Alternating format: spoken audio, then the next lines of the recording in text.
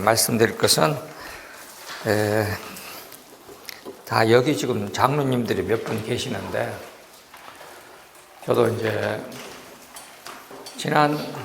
지난주에 저하고 같이 있었던 부목사님의 이제 어머님이 돌아가셔가지고 장례식장에 갔더니, 현재 그 부목사님이 이제 원목사님 되셔갖고 광주에 큰 교회 담임 목사거든요. 그 장로님도 잘 알아요. 근데 장로님들하고 얘기를 해보니까 진짜 한심스럽더라고요. 그래서 지금 여러분들은 우리 기독교 진리에 대해서 얼마나 많이 알고 계신가, 거기에 비하면.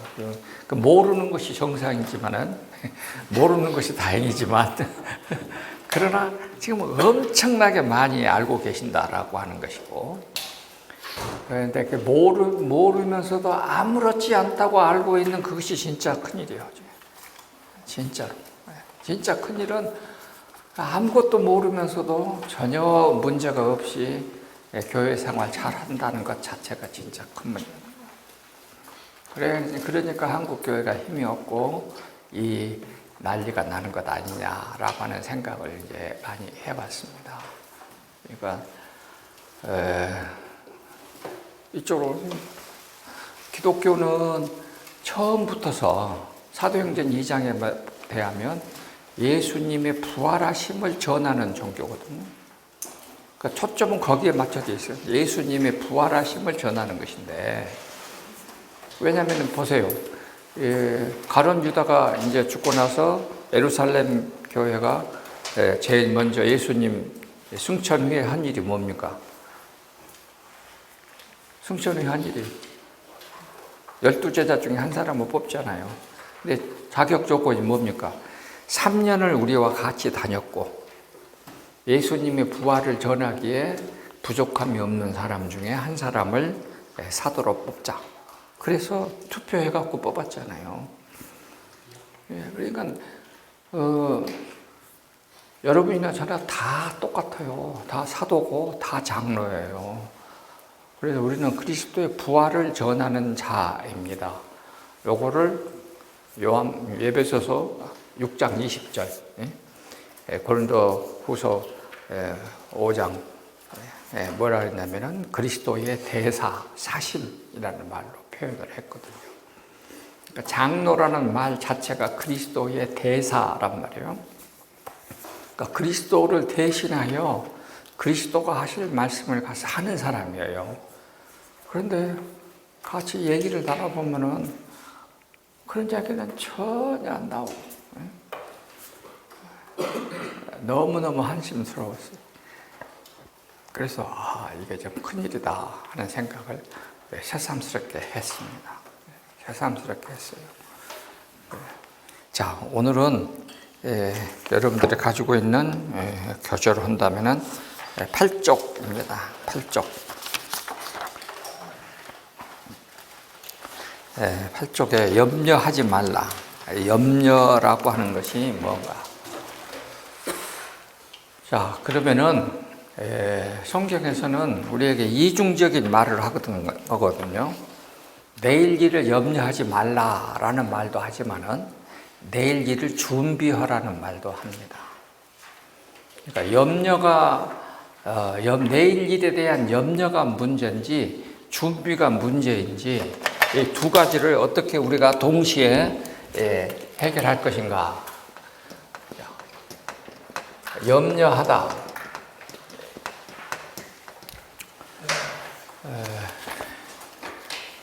이 헬라 말 뜻은요,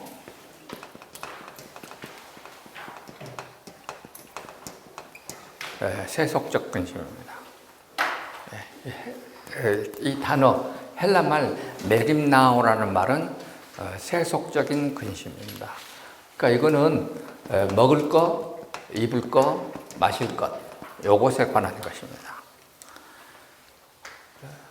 이게 예수님이 분명히 내일 일을 위하여 염려하지 말라 이렇게 가지고 이제 마태복음 6장 후반에 가면은 들에 피는 백합화를 보라, 공중나는 새를 보라 하면서 말씀하시는 것이, 너희들이 이렇게 해도 다 하나님이 다 돌보신다. 그래서 하나님이 더럽히는 백합화도 기르시고 공중나는 새도 기르시는 하나님이 너희 사람일까 보냐.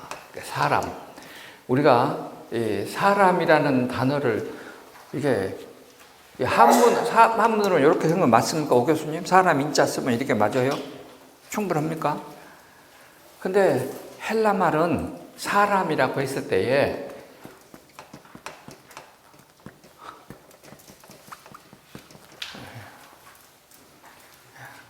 안트로포스라는 말이 위를 보는 사람이라는 뜻이에요. 서서, 그러니까 직립해서 서서 위를 볼. 그러니까 보세요. 하나님이 만드신 모든 피조물들은 전부 다 아래를 보게 돼 있어요. 사람만 위를 보는 존재예요. 그러니까 우리가 헬라 말로는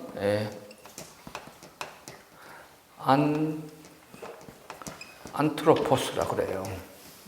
영어로 썼습니다. 안트로포스. 영어는 사람, 그러니까 영어에서도 man 하듯이 이게 남자. 그다음 서 있는 존재. 그 자연이 위를 보는 존재. 그러니까 사람은 뭐냐? 서서 위를 볼 수 있는 존재다. 그러니까 우리는 이렇게 해도 볼 수 있죠. 그 짐승들은 보세요, 전부 다 아래만 보게 돼 있어요. 이게 사람이란 뜻이거든요. 그러니까 사람은 뭐가 사람이냐? 아래도 가끔씩 보지만 그러면 요거는 뭐냐? 이건 아래를 보는 거예요. 아래만 보는 사람이에요. 근데 하나님을 찾는 사람은 위를 보는 사람이라고. 그러니까 하나님이 본래 이렇게 했어요. 그러니까 여러분들이 지금 눈이 어디가 있는가? 이거 곰곰이 한번 잘 생각을 해보세요. 그래서 예수님은 여기 있는 바리새인들, 당시 유대인들, 지금 이제 벳세다 언덕입니다. 벳세다 언덕에 예수님의 말씀을 들으러 온 5,000명을 먹이고 또 남을 만큼의 사람이었으니까 장정이 5,000명이니까 그걸 빼고 그 다음에 여자들 어린아이까지 합치면은 최소한 2만은 됐을 것이다. 이 사람들이 모였을 텐데 물론 또 사람들은 또 벳세다 언덕이 그렇게 큰 장소냐 또 이렇게 말을 하면 또 그런 말도 되기는 돼요. 그러나 5,000명이 장정이라면은 계산상으로 보면 분명히 이 정도는 되는데 이 사람들에게 예수님이 다 하시는 말씀이 너희들은 아래쪽을 보고 사는. 그래서 바리새인들 그러면 아래쪽을 보고 사는 사람들은 뭐냐냐? 결국은 돈을 좋아하는 사람이다. 이렇게 되죠. 바리새인들은 돈을 좋아하는 사람이다. 그래서 예수님은 누가복음 16장 보십시오. 누가복음 16장.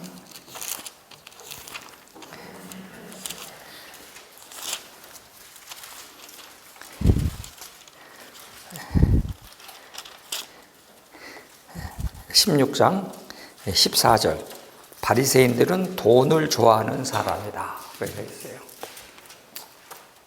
그러면은요, 누가복음은 10장에서부터서 계속해서 무슨 얘기가 나오냐면은 10장에서부터 시작해갖고 19장 삭개오 나올 때까지 누가복음 성경을 그렇게 보셔야 됩니다.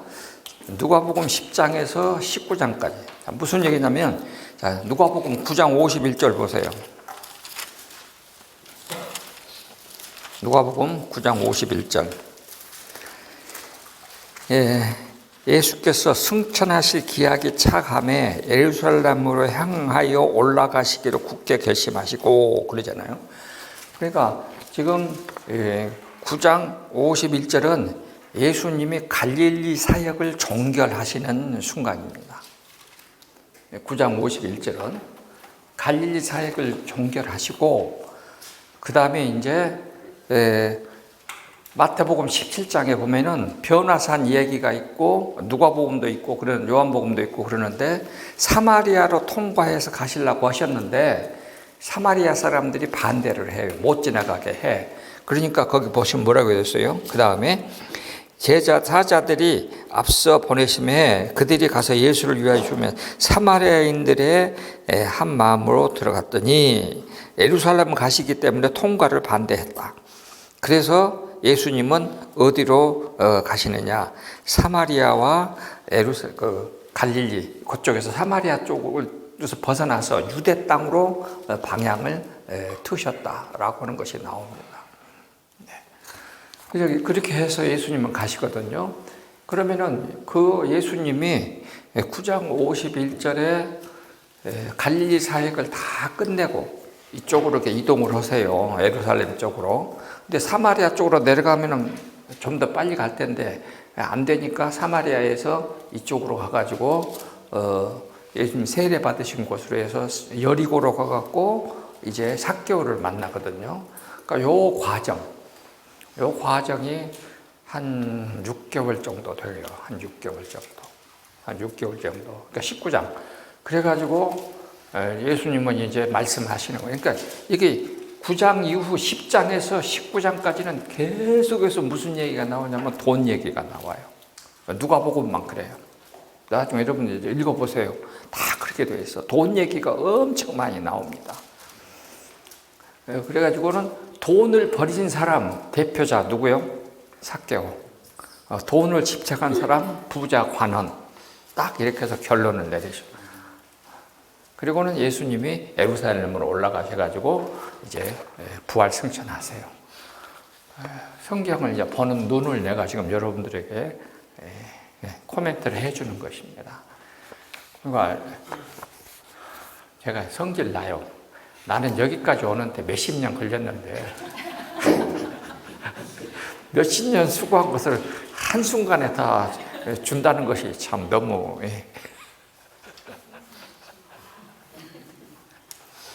네. 자, 그러면은 바리새인들뿐만 아니라 모든 유대인들은 결국은 예수님이 이제 마태복음 6장에서 하시는 말씀이에요. 야, 너무 먹을 거, 입을 거, 마실 거 너무 걱정하지 말아라. 그건 내가 다 해결해 준다. 그리고 너희들은 하늘나라 때 이게 메림나오라고 하는 여기 걱정이라는 말을 헬라 말로는 메림나오예요. 메림나오. 요 메림나오라는 이 단어가 그대로 있는 동네가 어디냐면은 빌립보서 4장 보세요. 빌립보서 4장. 빌립보서 4장을 보면은 4장에 보면은 빌립보 교회는 어떤 교회입니까? 바울이 제2차 전도 여행에서 동쪽으로 갔다가 아무리 해도 동쪽에서 전도가 안 되니까 밤중에 나타나가지고 마케도니아 사람의 손짓을 하니까 바울이 사도행전에 16장에 보면은 하나님이 서쪽으로 가라고 하신 줄 알고 서쪽으로 갔다 이렇게 되어 있거든요. 그래서 요즘 우리가 말하는 발칸반도에 제일 먼저 들어갔는데 거기에 첫 번째 도시가 빌립보였습니다. 자, 그러면은 이런 생각이 들어요. 여러분들이 성경에는 쓰여져 있지 않지만은 그 뒷 배경을 가만히 보면은 바울이 전도 여행을 떠나면 그 일행이 최소한 10명이야. 최소한. 왜냐하면 바울이 이제 항상 신체적 위협을 받는 사람 아니요. 그러니까 바울을 지켜줄 장정들이 필요해. 그리고 같이 밥도 해주고 하는 여자들도 필요해. 그러니까 그러면은 그 일행 10명 정도가 그 여행을 스케줄을 잡을 때는 한 6개월 정도는 해야 될 것 아니요. 돈도 마련해야 되고. 그러니까 그 기간에 많은 걸 했는데 아예 동쪽에 가갖고 이거 안 된다. 비시디야 안 된다. 그러니까 우리 그러면 이쪽 서쪽으로 가야겠다. 그러면 나가 잠깐만 생각해 봤어요. 내가 목사야. 내가 목사면 우리 장로님들, 안수 집사들 다 있어. 거기다 대고 성령께서 서쪽으로 가라고 그럽니다. 그렇게 해서 그래 봐. 그러면은 장로하고 집사들이 그래요? 따라옵니까? 여기 있는 사람들 따라갑니까? 목사가 나 기도해봤더니 이랬다. 그러니까 요래 가야겠다. 그럼 따라주냐고. 그래서 성경에는 안 써져 있지만은 바울이 그 엄청나게 설득을 시켰을 것으로 생각이 돼요. 그래서 그 내용은 우리가 상상에 맡겨요. 저도 옛날에 상상에 맡겨서 글을 써봤는데 하여튼 상상에 맡겨. 막 설득을 시켰을 거예요, 이제. 그래가지고 그 방향을 틀어서 이쪽으로 갔습니다. 갔는데 빌립보에 도착했는데 웬걸 아무것도 없어갖고 잠잘 데도 없어갖고 강가에 가서 그냥 우리말로 텐트 치고 잠거든요. 이런 상황이 되니까 같이 따라갔던 그 10명 사람들이 속으로는 어떻겠어요? 우리 선생님 정말 괜히 따라왔다 그랬겠죠. 그랬는데 기적이 일어났어. 그렇게 해서 빌립보 교회가 세워졌어. 그래서 좋은 일만 있을 줄 알았어. 그런데 죽도록 두들겨 맞고 쫓겨났어. 그래가지고 데살로니가에 갔는데요. 사도행전 16장 보세요. 그거 보면서 여러분들이 눈물이 좀 나야 돼. 응? 그래서 사도행전에 이제 갔는데 이제 데살로니가로 갔습니다. 그랬더니 예수 사람들이 데살로니가에서 바울을 또 돌로 팼어. 그래가지고 바울이 죽은 줄 알고, 바울이 죽은 줄 알고 우리말로 쓰레기통에 갖다 내버렸다 이렇게 나와요. 바울이 얼마나 맞았든지 죽은 줄 알고 쓰레기통에다 갖다 내버렸어요. 그런데 바울이 거기서 살아났거든. 그러니까 바울은 우리가 말하는 이 빌립보 지방 전도가 쉬운 것 같았지만은 참 그렇게 해서 시작을 했습니다. 그래가지고 그 교회가 다시 빌립보서 4장이에요. 빌립보서 4장인데 바울이 떠나고 나오니까 빌립보 교회를 맨 처음에 세운 여자가 누굽니까? 리디아요. 자주장사 리디아. 근데 거기 보면은 누구 이름이 나옵니까? 이게 2절에 유오디아와 순두개가 나옵니다. 그래가지고 두 여자 지도자한테 주 안에서 같은 마음을 품으라 이렇게 말을 하잖아요. 그러니까 내용상으로는 뭐요?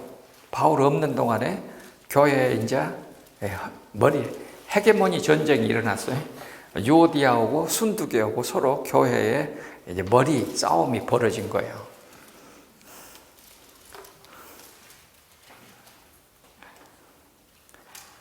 그러니까 바울이 그런 사람들을 향하여 이제 말을 하는 거예요. 그래서 4장 여러분들이 잘 아는 4장 4절 항상 기뻐하라. 기뻐하라.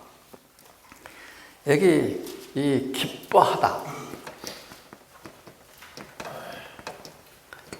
이 기뻐하다는 말이 이게 뛰다예요, 뛰다. 영어의 립. 뛰다. 좋아서 뛰다. 이렇게 춤추며 뛰다. 근데 이것을 헬라 말로 쓰면은 요 단어예요. 할로마이. 그러면은 할렐루야가 뭐요? 하나님을 찬양하다.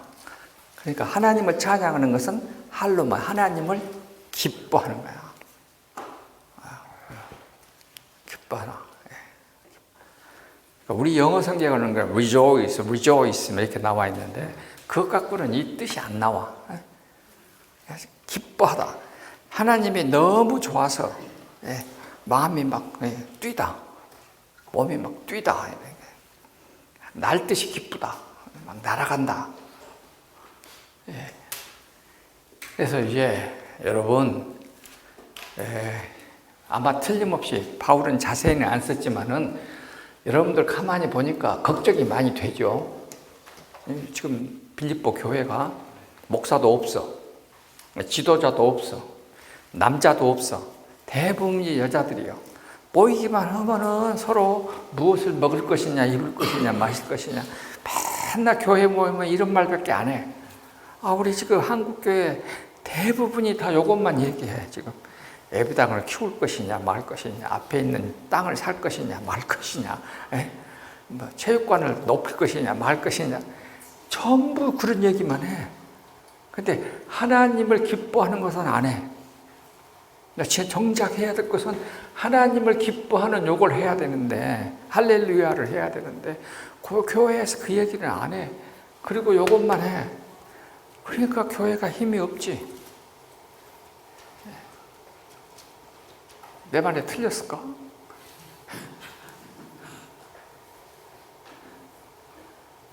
그러니까 바울이 말하는 기뻐하라. 기뻐하라. 그리고 그 다음에 뭐라고 그럽니까? 아무것도 염려하지 말고, 그래? 다시 말하면 기뻐해라. 너희 관용을 모든 사람에게 보이라. 자, 관용은 용서. 모든 사람을 서로 용서하고, 그 다음에 아무것도 염려하지 말고, 모든 일에 기도와 간구와 그 다음에 너희 구할 것으로 하나님께 하래라. 그러면은 하나님이 지금 이제 7절 그 뒤에 맨 마지막 문장에 너희 마음의 생각을 지키시리라 그랬어요. 그러니까 우리의 모든 것의 출발, 염려의 모든 것의 출발은 생각하는 것이야. 우리가 무엇을 생각하느냐. 그래서 이 우리의 생각에 지금 몰두되어 있는 것이 뭔가. 그렇게 되면은 기쁨이 없어지고, 기쁨이 없어지면은 우리가 다툼이 생기고, 그렇게 된다 하는 얘기 아닙니까? 그래서 우리가 자연히 하나님을 찬양하고 기뻐하는 것이 부족하면 결국은 땅의 것을 보게 된다. 위의 것을 안 보고 땅의 것을 보게 된다. 그래서 여러분들이 이제 신앙생활을 어떻게 하면 바르게 합니까? 라고 했을 때는 하늘을 자주 쳐다봐야 됩니다. 하늘을 계속 쳐다봐야 됩니다. 그 사람이 진짜 하나님을 만나는 사람이요. 여기 나옵니다. 염려하지 말고, 이 단어가 똑같습니다. 그러니까 염려란 단어가 빌립보서 4장에 있는 염려와 똑같은 단어를 쓰고 있어요.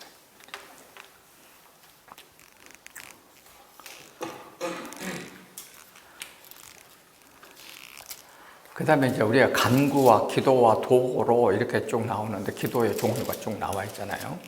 그래서 사람이 하나님을 만나는 것은 기도예요. 지난 시간에 기도에 대해서 계속 얘기를 했습니다. 하나님께 내가 원하는 것을 말하고, 내가 간절하게 말하고, 도구라고 하는 것은 로마서 8장에 있는 성령이 말할 수 없는 탄식으로 너희를 위하여 친히 간구하니라 할 때의 그 엔투쿠사노야. 하나님이 우리에게 변호사가 되는 거예요. 그러니까 다른 사람을 위하여 내가 변호사가 될 정도로 내가 옹호해주고 좋은 말을 해주는 거예요. 이것이 이제 우리가 해야 될 일이요. 그러니까 말을 하다 보면은 다 그렇게 되잖아. 우리는 다른 사람을 자꾸 이렇게 누르는데, 여기서는 성경에서는 좋게 말해주라는 거지. 다른 사람을 항상 좋게 말해주라. 이런 것들이 이제 우리가 지금까지 생각하는 것도 전부 다 다른 것이었습니다. 자, 염려와 근심, 이 말들은 다 어디서 오느냐? 우리가 그렇기 때문에 오는 것이다. 그래서 염려와 기쁨을 다 누리고, 이게 카이로, 하나님이 우리에게 주시는, 이거 9장 세 번째 패러그래프에 바울은 이렇게 해서 너희들에게 기뻐하라 명령을 합니다. 카이로도 하나님이 우리에게 주시는 기쁨이요. 근데 이 기쁨은 여기 이 기쁨은 카이로인데, 이거는 감사.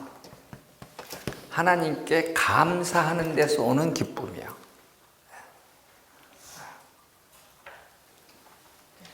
감사함으로써 얻는 기쁨. 여기는 하나님을 만나서 우리가 뛸 듯이 좋아하고 기뻐하는 것.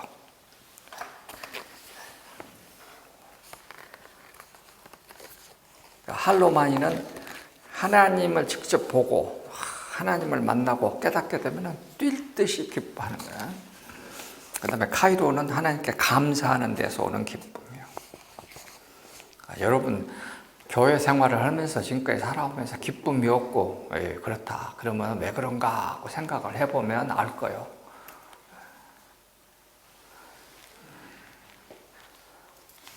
이렇게 신앙생활 열심히 한 사람들은 하나님을 늘 만나는 사람은 다시 우리 시편 4편 9절 시편 4편 9절인가 7절인가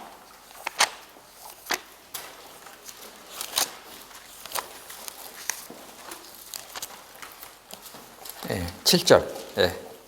다 아는 말씀 시작. 주께서 내 마음에 두신 기쁨은 그들의 곡식과 새 포도주에 풍성할 때보다 더하나이다.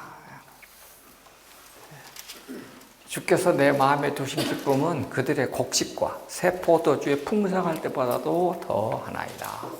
그러니까 하나님과 가까이 하는 그때 그 주시는 기쁨, 할로마이, 하나님을 만나고 하나님과 동행하는 기쁨, 하나님께 감사함으로써 얻는 기쁨, 이것이 있으면 염려가 안 되는 것입니다. 그런데 내일 일을 위하여 염려하지 말라. 한날 괴로우면 한날에 좋으니라 하고서 아무것도 안 하고 가만히 있으라는 그런 말은 아니겠지. 나도 한때는 그렇게 알아들었으니까. 가만히 있어도 하나님이 다 채워주신다는데 뭐 때문에 공부하기 싫으니까 그것이 딱 눈에 들어오더라고. 그런 의미는 아니고, 이제 그렇게 이제 바뀌게 되는 거죠. 이제. 자, 그러면은 거기 9페이지 서로에게 관용을 보이라. 에피에이케스. 관용이란 말은 양보라는 뜻이다. 관용은 뭐냐? 양보하라. 점잖음, 친절함을 말하는 것이다. 양보하고 점잖게 대하고 친절하게 대하는 것이다. 그 다음에 염려하지 않는다. 세 번째, 그렇게 되면은 모든 지각에 뛰어나신 하나님이 너희의 생각을 지배하시게 될 것이다. 자, 그러면은요, 지금 이 굉장히 중요한 말을 하고 있습니다. 염려하지 않으려면 우리의 지각, 거기 보세요. 여기 그 세 번째 3하고 이렇게 하면 모든 지각이라고 그랬잖아요. 이 헬라 말로 누운이라고 그랬는데 이것이 우리의 지성입니다. 누스, 지성이요. 지성을 말합니다.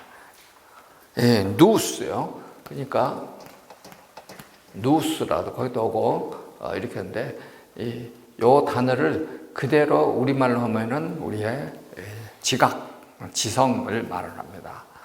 그러면은 그 지각에 뛰어나신 하나님이 우리를 어떻게 할 것이냐?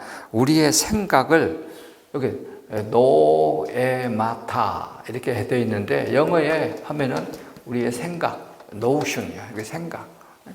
우리의 생각을 하나님이 지켜주신다.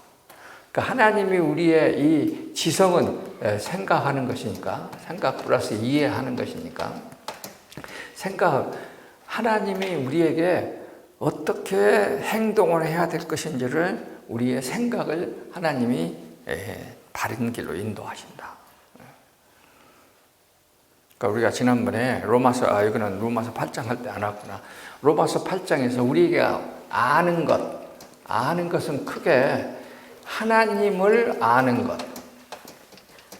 그러니까 하나님을 아는 것은 나를 아는 것. 이것을 기노스 혹은 그노시스라고 말을 해요. 하나님을 알고 나를 아는 것. 나는 죄인이고 하나님은 용서하시는 하나님입니다. 그러니까 죄인을 용서하시는 하나님을 아는 것은 뭐라고 그러냐면 이 단어를 썼어요. 아는 것. 이것이 알고 나면 나가 뭘 하는 것이냐? 내가 이 세상에서 어떻게 행동해야 될 것을 그 다음에 아는 것. 이거는 보고 알다. 요 단어를 썼어요. 그러니까 지금 요 단어가 요거예요, 지금. 우리 지성이 회복이 돼. 지성이 회복이 되면 세 번째 아는 것. 생각. 판단. 생각하고 판단하는 사람. 내가 무엇을 생각해야 될 것이고 무엇을 판단해야 될 것인지를 늘 생각하는 사람. 근데 여기에서 바르게 생각하는 사람이 되는 거예요. 이것을 뭐라고 하냐면은 생각하다 로기조마이라고 썼어요. 로기조로 말하는 우리가 로고스예요. 로고스가 계산하다. 어느 쪽으로 가야 하나님 쪽으로 가는지 이제 계산할 줄 안다. 그래서 바르게 아는 거, 내가 어느 쪽을 가야 될지를 바르게 아는 사람이 되면 나의 행동이 이것이 하나님이 나에게 원하는 것이구나라고 하는 것을 알고 이것을 알게 되면은 여기까지 가는 것이죠. 그러니까 제일 먼저는 이것이 먼저 회복이 돼야 돼. 그러면 내가 나를 알고 이웃에게 어떻게 대할 것인가 하는 것을 전부 다 아는 것이다. 이렇게 됩니다. 그러니까 우리가 지금까지 교회 생활, 저도 어렸을 때부터 교회 생활 했는데 뭐라고 말했냐면은 교회 다니면은 뭐라고 질문하면은 뭐 때문에 질문하냐고 그런 거 질문하지 말고 가서 기도하라고. 여러분도 아마 그랬을지도 몰라. 우리도 다 그렇게 배웠어. 근데 요건 뭐요? 질문하고 생각하고 판단하고 계산해야 돼. 올바르게. 요걸 잘 해야 돼. 그래서 신앙의 출발은 여기서부터 되는 것 아니에요, 우리가? 성경을 읽었는데 질문이 자꾸 생겨야 돼. 지금 우리가 가지고 있는 이 교재 있잖아요. 어느 대학교 여자분 교수 집사님한테 내가 좀 보내드렸어. 읽어보라고. 그냥 시집을, 기독교 시집을 4권이나 냈더라고. 그래서 내가 이 글을 좀 교정해달라고 내가 보냈어. 그랬더니 대번에 읽어보고는 너무 좋아갖고 질문이 왔어. 질문이 있습니다. 질문. 이거 해야 돼, 질문. 질문하는 거예요, 질문하는 거. 사람이 가지고 있는 가장 중요한, 뭐라 그럴까? 나는 권리라고 생각해. 질문하는 거예요.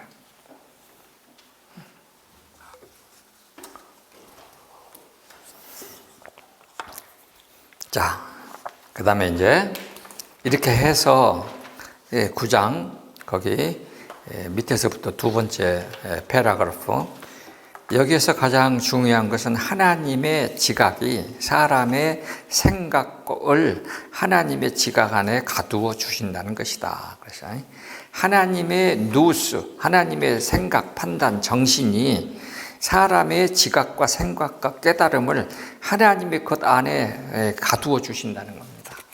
이게 굉장히 여러분들에게 중요한 말을 했습니다.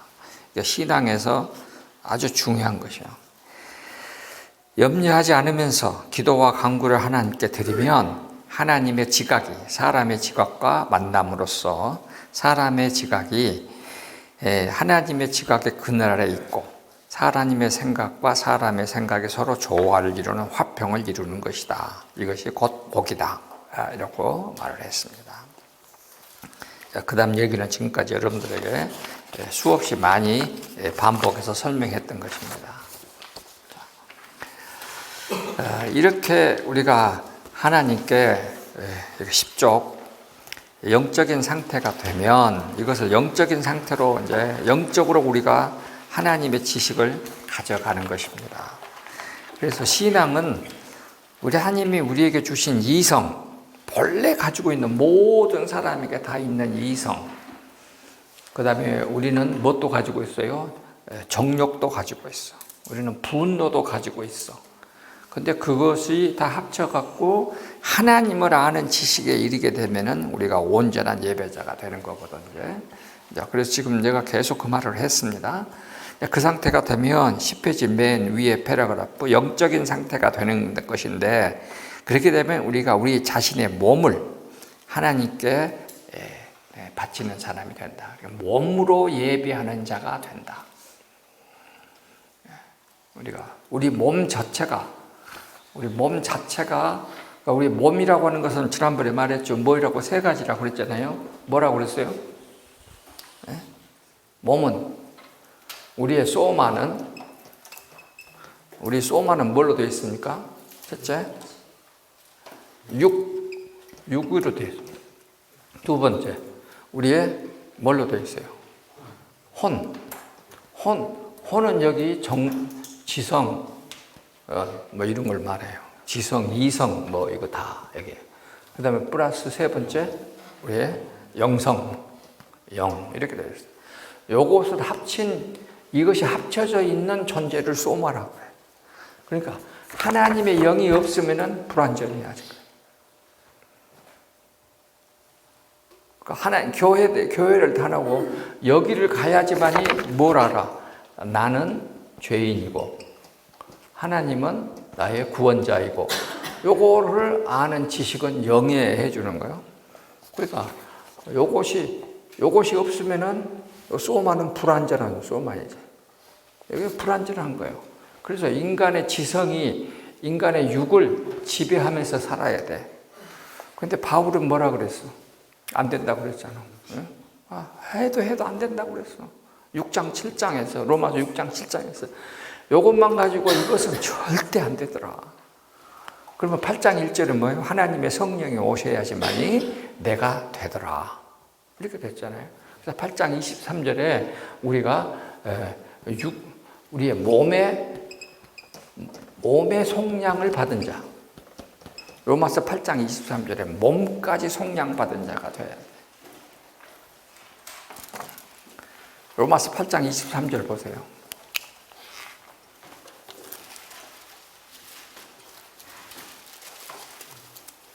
이뿐 아니라 또한 우리 곧 성령의 처음 익은 열매를 받은 우리까지도 속으로 탄식하여 양자될 것 곧 우리 몸의 구속을 기다리는 우리 몸의 속량, 구속을 기다리느니라. 그래서 우리 몸의 속량까지 이르게 됐을 때에 그 사람이 뭐냐?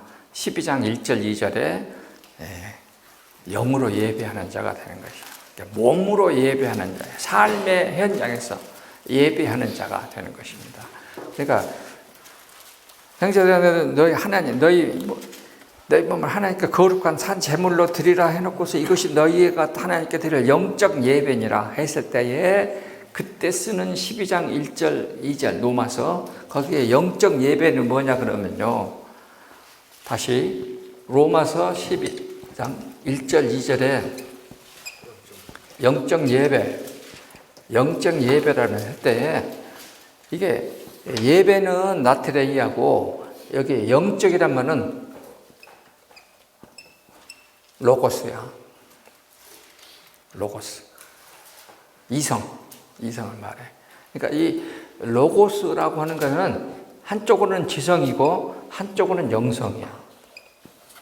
그래서 우리의 이 지성이 하나님의 영과 연결되면 우리는 진짜로 지성과 이성이 통합되어 있는 해가지고 우리 육을 지배할 수 있는 구원받은 자가 되는 거예요.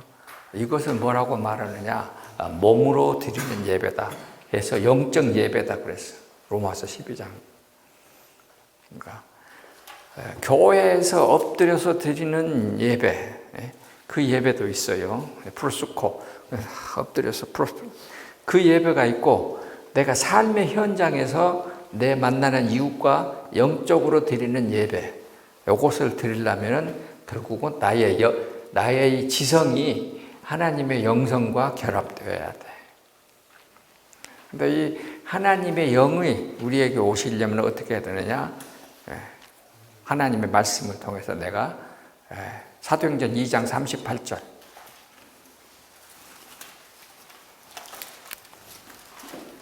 베드로가 가로되 너희가 회개하여 각각 예수 너희가 먼저 회개하고 너희가 각각 회개하여 예수 그리스도의 이름으로 세례를 받고 죄 사함을 받으라.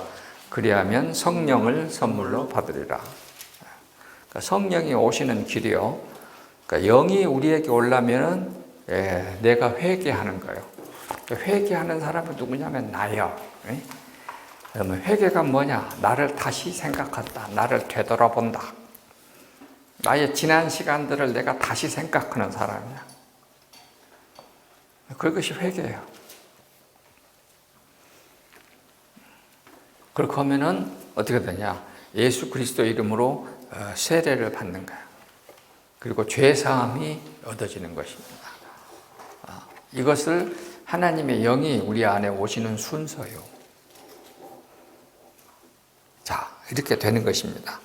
그래서 이 지성이라고 하는 것은 하나님이 우리에게 주신 최고의 선물이라니까요. 내가 여기 10쪽 가운데에 종교개혁자 루터의 말을 이제 인용해 놨습니다. 이성은 하나님의 선물, 창조자로부터 인간들에게 주시는 결혼 지참금이다. 하나님은 나에게 나의 이성과 마음의 모든 기능들을 주셨다. 이성은 하나님이 주신 최상의 선물이며 동시에 어떠한 면에서는 신적이기도 하다. 그러니까 이성은 한쪽으로는 지성적인 것이지만 한쪽으로는 영성적인 신적인 것이다.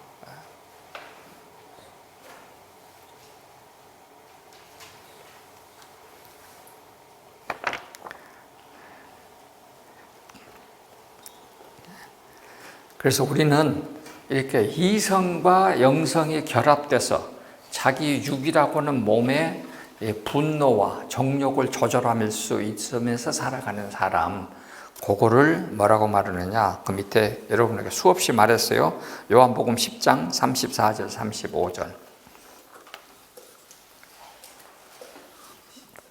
예수께서 이르시되 너희 율법에 기록된 바와 같이 내가 너희를 신이라 하지 아니하였느냐? 성경은 폐하지 못하나니 하나님의 말씀을 받은 사람들은 뭐라?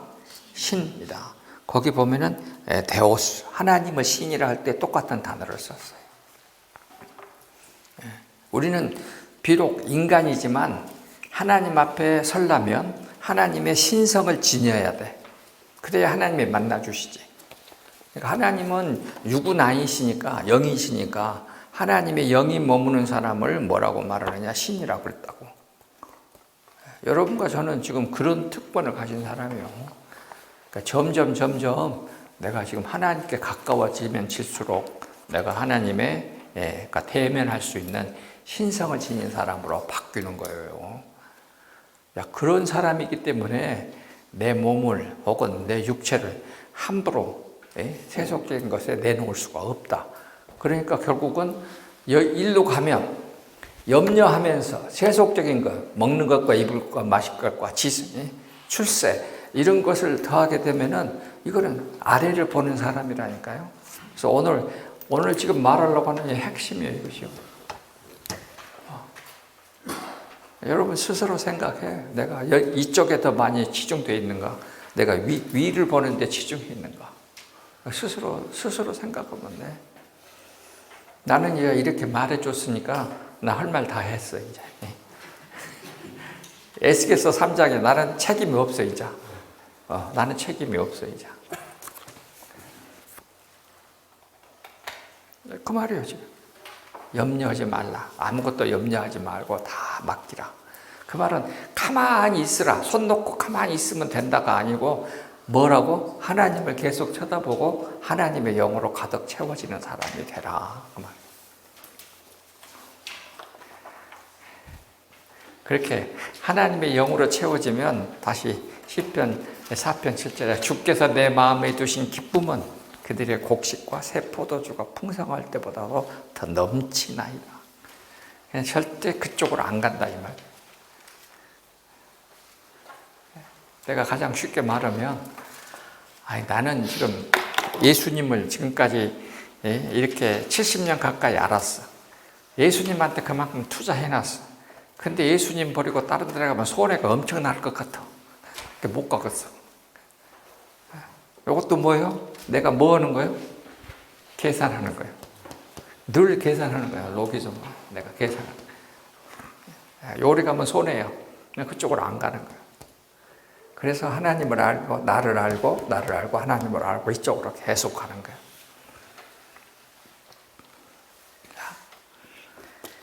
만일 내가 지금 내 생각해봐. 내가 어느 교회 가갖고 집사님, 장로님들을 모아놓고 이렇게 설명했다. 그러면 알아들을까?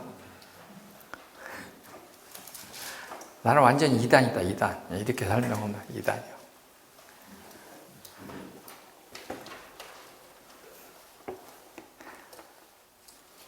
우리 춘원 이광수가 1917년에 여러분 요새는 인터넷에서 나오더라고. 야소교가 조선에 준 은혜라는 글이 있습니다. 한 30쪽 돼요. 8가지로 써놔. 야소교가 조선에 준 은혜. 그 글을 발표하고 4개월 후에 조선 야소교회의 결점이라는 논문을 또 냈어. 그것도 한 30쪽 돼. 근데 거기 보면은 조선 야소교회는 우리 인간의 학문을, 지성을 너무 멸시합니다. 예수를 잘 믿는다 하면은 세상 학문은 아예 사단으로 보고 성경이나 아는 것이 하나님의 것인 줄로 생각합니다. 그러면서 이렇게 하는 것은 잘못됐습니다 하는 내용을 아주 강력하게 써놨어요. 여러분들이 조선 야소교회의 결점이라고 하는 그걸 한번 읽어보세요. 교회 지도자가 되시려면 그거 꼭 한번 읽어봐야 돼요. 인터넷에 다 나옵니다. 조선 야소교회의 결점, 야소교가 조선에 준 은혜, 이렇게 두 논문이 있어요. 옛날에는 이제 이것이 인터넷 없을 때는 그 이광수 전집에 있었어요. 그래서 삼중당에서 나오는 이광수 전집 맨 마지막 10권째 보면 그게 들어있어갖고 나는 그런 복사해갖고 아주 그냥 얼마나 많이 생각했는지 몰라요. 야소교가 조선에 준 은혜 제1번이 뭔 줄 압니까? 지금까지 우리는 중국 중심으로 살았어. 그러니까 서양이라는 나라가 있다는 걸 모르고 살았어. 그래서 야소교는 우리에게 비로소 서양이라고는 새로운 문명이 있다는 것을 알게 해주었습니다.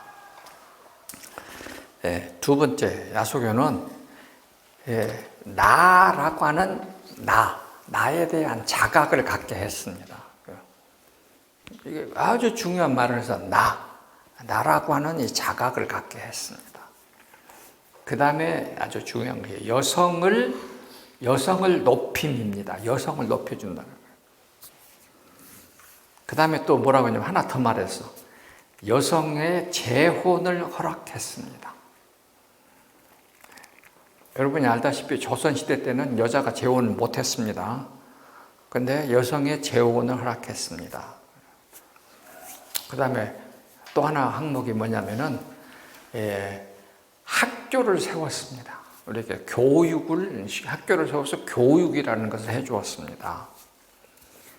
그 다음에 나오는 것이 성경을 한 언문으로 번역했습니다. 그래서 이 언문이 고상한 지식을 가질 수 있는 글이라는 것을 우리에게 증명해 주었다. 아주 중요한 말을 했어요. 그 나머지 것들은 여러분들 찾아보세요. 그냥 거기서 거기요. 제가 지금 여러분에게 말씀드린 요 내용들이야. 학교를 했고, 우리에게 성경을 한글로 번역해서 우리 한글을 발전시켰고, 여자를 존중해줬다. 이 네 가지가 핵심이에요. 재혼을 허락했다. 그랬는데 그 과정에서 이광수가 볼 때에 기독교는 너무 지성을 무시했습니다. 그래서 외국에 공부하러 가면은 지옥불에 빠진 것 같이 생각하고 공부를 좀 해가고 자꾸 질문하면은 교회에 반항하는 사람으로서 교회에서 제거하고 막 이렇게 하면서 쭉 써놨어요. 한번 여러분 보십시오. 근데 이제 이런 것들이 이광수가 해서 기독교는 아주 잘못됐다고 한참 욕을 했는데 1917년이니까 2년 뒤에 3.1운동에 한 기독교가 참여해갖고 다 했죠. 세상에 뒤집어진 거지. 그래서 이광수는 그때 이후로 뭐가 되느냐? 3.1운동 이후에 친일파로 전향합니다.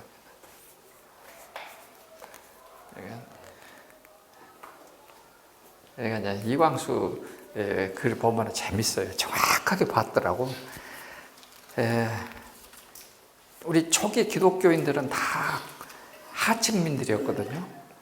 그러니까 우리말로 흔히 말해서 족보도 없는 것들이, 싼 것들이 선교사 밑에 가서 야소한다고 해가지고 한글 정도 읽고 터득 해갖고 성경을 읽으면 우리는 지금까지 얼마나 위대한 학문을 가진 조선사회인데 우리를 그냥 얕잡아 본다 이거야.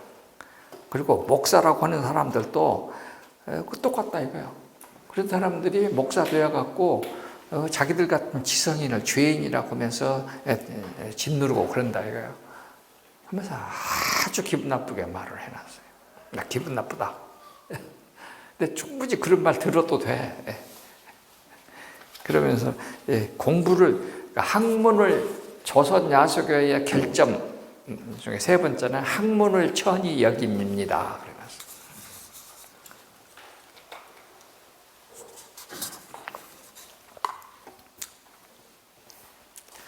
지금요, 제가 교회 다니면서 제일 놀라는 것은 성경을 배워야 됩니다. 그러면은 성경 공부해야 됩니다. 그러면은 뭐 그런 거 해야고 다 그런 식으로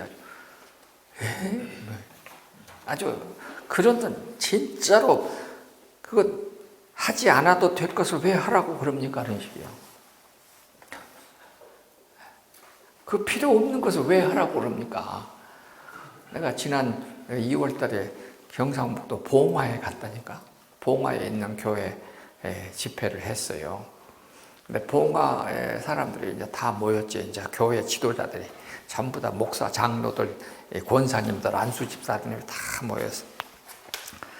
전라도에서 사람이 온다 그러니까 일단 이상하고. 그 다음에 이제 칠판 갖다 놓고 이제 쓰기 시작하니까 또 이상하고. 그랬는데 쫙 하니까 한 10분, 15분 지나니까 눈이 왕방울하게 커지기 시작하더라고. 꼭 우리 학교에서 했던 것도 똑같아. 처음에는 그것을 무엇 때문에 알아야 라고 했는데 내가 아무것도 알지 못하다 하는 것을 알게 되는 거지. 그래가지고 이제 마지막 끝날 때 되니까 또 오셔요. 내년에 또 오세요. 그러더라고. 하여튼 이 중요합니다. 여러분들도 공부를 싫어하는 사람이 있어. 내가 알아. 누구가 싫어하는지.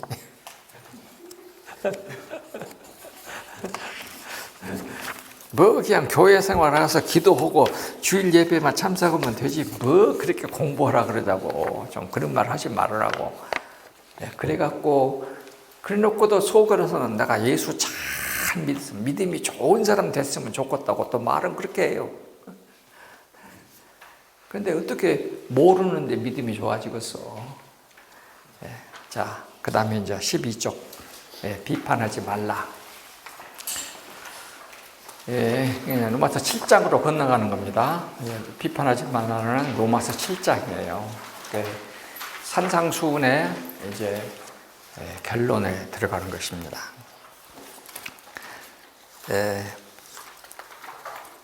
쭉 이게 공부를 했고, 이제 여러분들에게 첫 번째 패러그래프, 두 번째 패러그래프는 여러분에게 늘 했던 말씀이에요. 세 번째 패러그래프에 놀랍게도 예수님은 청중들을 향하여 특히 유대주의 지도자급에 속하는 바리새파와 율법사 그룹을 향하여 비난받지 않으려면 비난하지 마세요. 이렇게 말을 했습니다. 근데 거기 비난, 비판이라고 하는 크리노, 크리티시즘이란 말이 여기서 왔습니다. 여기 헬라말 크리노에서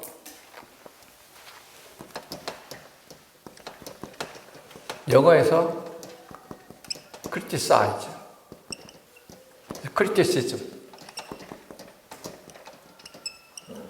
다 이 단어가 여기서 왔습니다. 크리노, 재판하다. 재판하다는 뜻이에요. 그런데 비판하다고 하는 것은 기본적인 뜻이 뭐냐면은 찢다, 썬더 영어예요. 찢다, 나누다. 그래서 라틴에서도 케르노, 이게 참 이게 재밌는데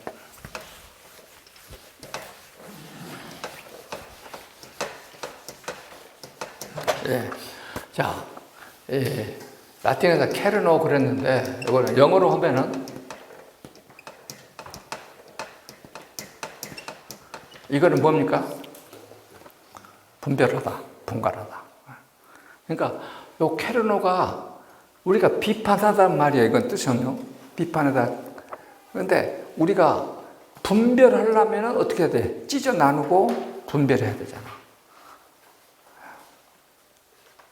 분간하려면 분별하다, 분간하다 이것인데 분별하고 분간하려면 우리가 알고 있는 것을 뭐 해야 돼? 찢어 나눠야 되지. 비판은 이것에 필요한 거야. 이것에. 그러니까 지금 여러분이나 저나 내 자신에 대해서 계속해서 그렇게 하는 것입니다. 그래서 이 비판하다는 우리 채로 이렇게 치면 어때요? 채로 치다, 시프트. 채로 치면은 빠지고 걸리고 그러잖아요. 그러니까 채로 쳐서 알곡과 가라지를 나누다 이런 뜻이에요. 그러니까 이제 예수님은 바리새인들에게 정확하게 너희들 비판하다, 비난하다, 판단하다의 뜻이 뭔 줄 아냐 하고 먼저 이제 딱 던지는 것입니다. 여러분도 저도 그러잖아요. 내가 해보니까요. 공부 안 하는 사람은 모르는 것이 하나도 없더라고. 근데 공부하는 사람은 아는 것이 하나도 없어.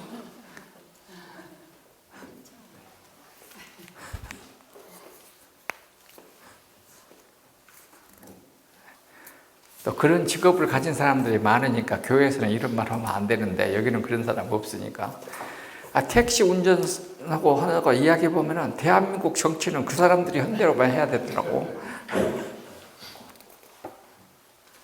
모르는 것이 없어. 다 알아. 정신 차려야 돼. 우리가 나를 알려면 나를 어떻게 해야 돼? 나를 찢어 나눠야 돼. 나를 찢어 나누고.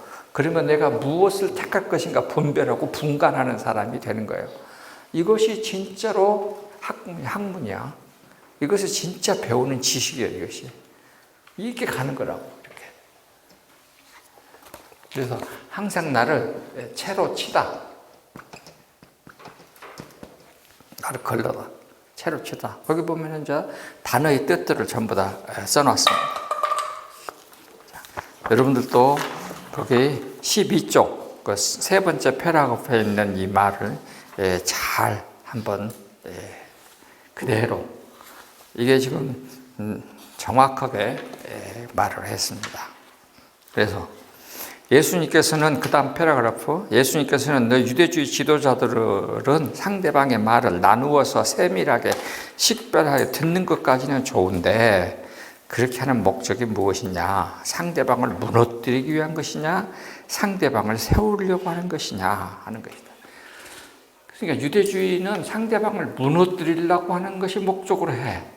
근데 우리가 하는 비판은 상대방을 세워주려고 하는 것이야. 그 차이점입니다.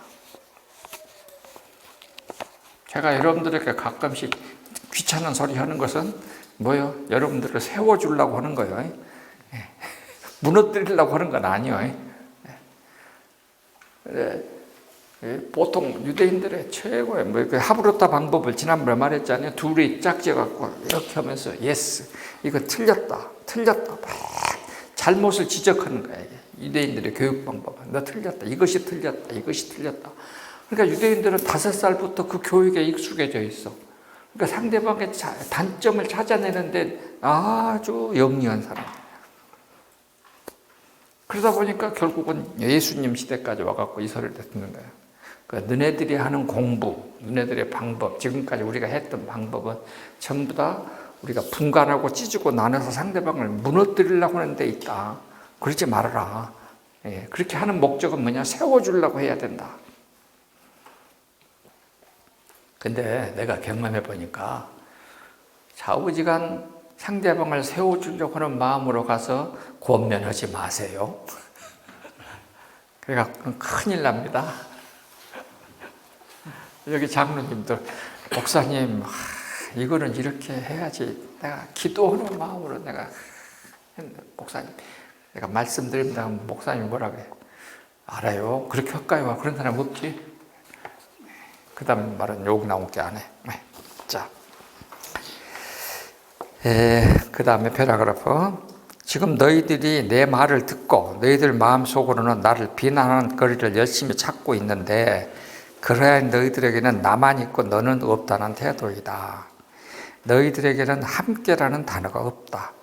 너희들에게는 상호간 유대적인 협력은 없고 다만 적대감으로 상대방을 무너뜨림으로써 나만 존재해야 한다는 고집만 있을 뿐이다. 내가 너와 함께 하나님의 나라를 이루는데 공동으로 참여한다는 공동체 정신이 없다. 이와 같은 태도로 상대방을 대한다면 우리 유대민족을 하나님의 복음으로 전하는 증인과 종의 백성으로 택하여 하나님 없는 다른 민족을 구원하게 함으로써 영광 받으시려는 하나님의 근본적인 목적이 달성될 수 있을까라고 되물으시는 것이다. 잘 썼네. 네, 잘 썼어. 5분간 휴식.